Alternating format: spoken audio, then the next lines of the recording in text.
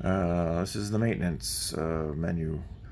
Um, Basically, this tells you what your battery is. Right now, I am on charging. You can put it on normal, or you can flip it over to solar if you were running a solar panel. I'm going to put it back on charge. Whoops, my bad. Charge. Battery check is how many times that gate will go out every 50 cycles, and check your batteries to make sure they are charged. Low battery action tells you what happens if the batteries go low. I want no action. I can have it fail safe. I can have it fail secure.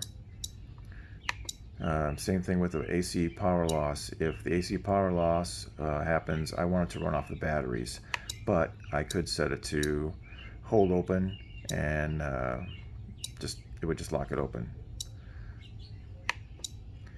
And then you've got your overcurrent level, which is 10 amps, and it's normally a factory preset. And then this is your the lock screen. If you ever had to get in the back door, there are a few menus in here that do not show up unless we would have to have you get into them.